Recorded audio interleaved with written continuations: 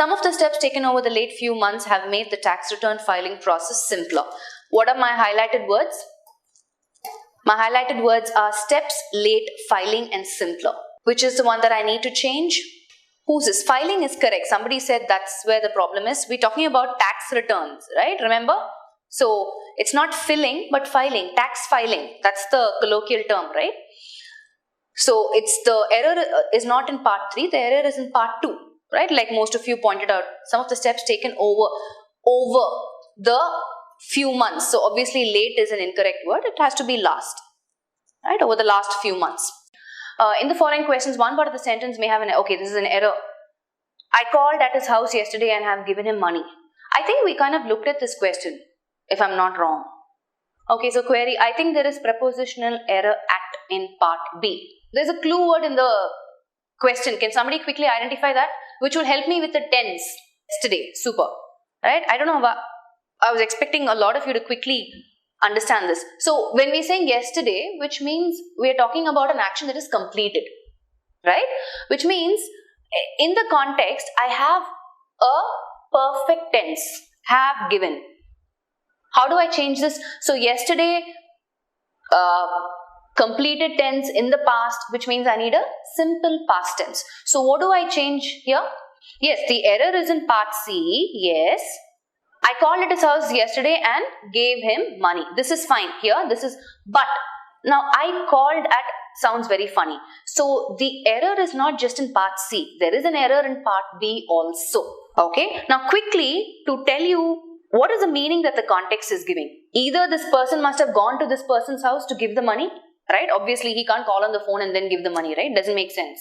So, which means I need a word which joins A and B, which gives me the meaning of visited. I gave you the clue. Now, tell me what the phrasal verb is, at least. I called on. So, call on is the phrasal verb.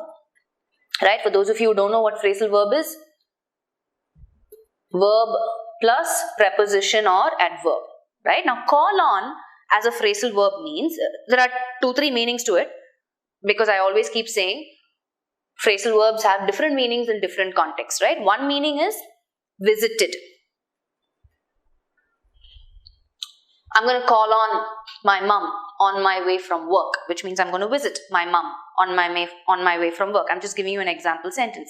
So, in the context here, because he's given him money, right? I called on his house yesterday and gave him money. Now, that's the right context, but just to let you know, people don't use this when they speak conversationally. Another meaning of call on is to accuse someone of wrongdoing. Right? Yeah, so accuse someone of wrongdoing. So let's say, for example, you know a friend. Okay? Let's not take you as an example. Let's say you know a friend, right? And let's say his girlfriend is cheating on him. Okay? So then you and your friend are having a conversation. And then he tells you, you know what? I'm going to call her on it. Call her on it meaning that she is cheating on me, right? I'm going to call her on it and see if she finally tells me the truth. Yeah, just to give you an example. Yeah, so 2 meanings of this phrasal verb. In the context, obviously it's the first meaning, visited. I called on his house yesterday and gave him money, not given him. Called on is a phrasal verb, which means visited his house yesterday and gave him money. There can be exceptions, right? The rule is in the context, depending on what you're trying to convey. 2 actions happened, right? One action, because of the word yesterday, again, I called on his house yesterday and gave him money, which seems fine for me actually. Call on generally used for occasional visit. Yeah, so this is not something that he does often, right? He's not going to his friend's house almost every other day and giving him money. This was one such occasion where he gave him the money.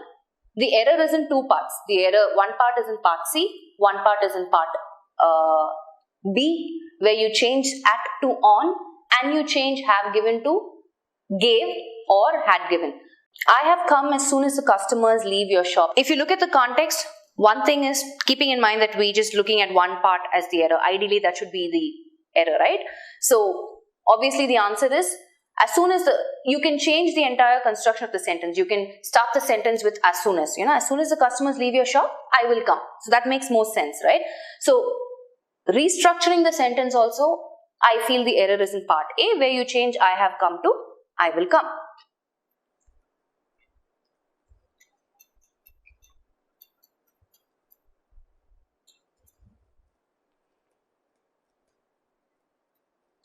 I'm just changing the word order to see what's the more appropriate construction. As soon as the customers leave your shop,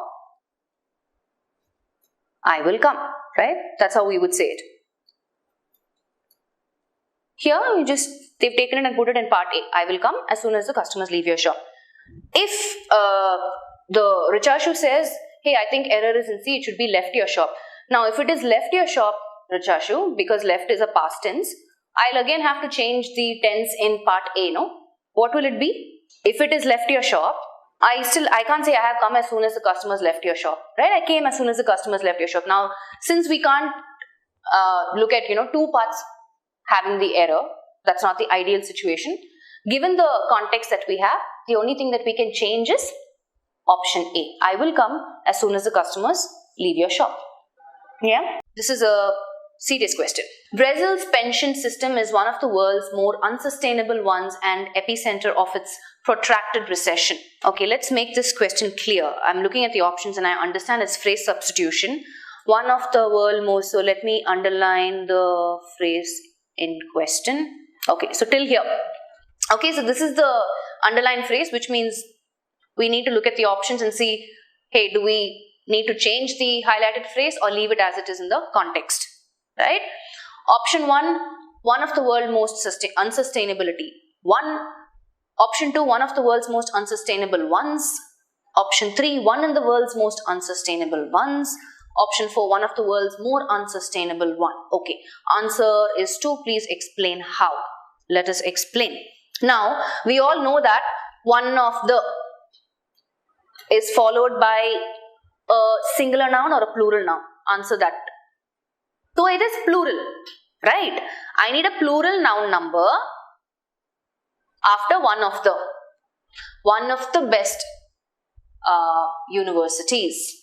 One of the best books for practice for bank exams is, right? So, out of the whole lot, so which means, like Kuldeep said, this is one part.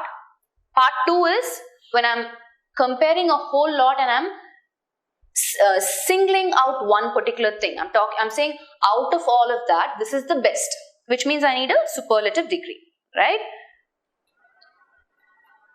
Now, all I need to do is, I need to look at my options and see which one of the options is giving me a plural noun number and the superlative degree. I eliminate all the other options. That's it. Let's look at option 1. One of the world's most unsustainability 1. This is not a plural number. Out. Option 2. One of the world's most unsustainable ones. It is in line with the superlative degree and it is in the plural noun number. Okay. That's why it's option 2. Let's look at option 3. One in the world's most unsustainable ones. Now, this doesn't make sense at all. When I say one in, I've heard expressions 1 in 100, 1 in 1000. We're talking about not verb. We're talking about noun numbers. Fourth one of the world's more comparative form is here. I don't need it. Out. Are you following? The phrase in option 3 is incorrect. One in the world's most. I am only familiar with 1 in 100, 1 in 1000. Alright? So, that's why it's option 2. Period. So, Brazil's pension system is one of the world's most unsustainable ones.